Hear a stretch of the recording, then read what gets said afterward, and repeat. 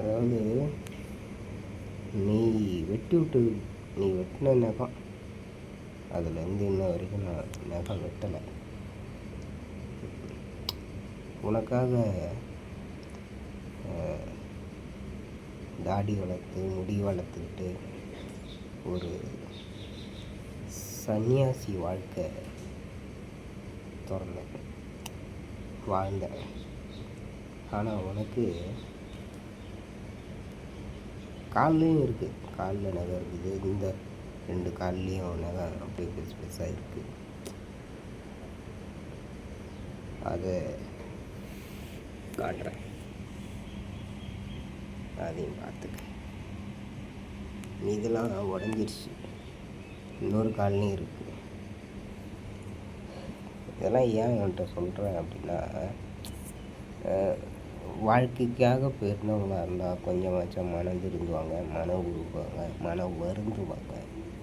அரிப்புக்காக போனவங்க எப்பயுமே அரிப்பை தான் ஃபேஸ் பண்ணி போவாங்க.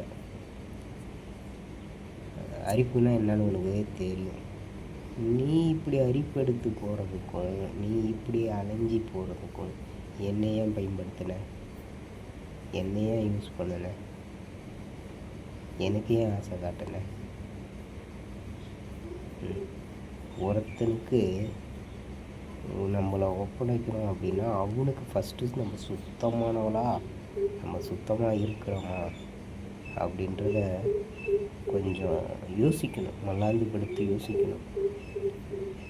ஒருவேளை அவனும் சுத்தம் இல்லாதவனாக இருந்தாலும் சரி பரவாயில்ல அப்படின்னு நீ நினச்சிட்டு என்னமோ தெரியல.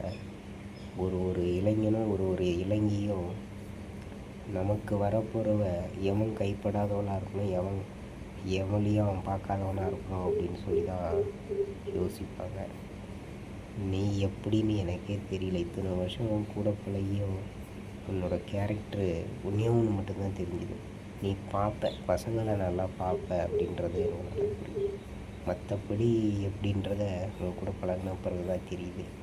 நீ இவ்வளோ ஒரு அசிங்கமானவளா, ஆம்பளைக்காக இப்படி அலையிறவளா, உன்னை நான் டீல் பண்ணியிருந்தா ஒரு வேலையை போயிருக்க மாட்டேன்னு நினைக்கிறேன்.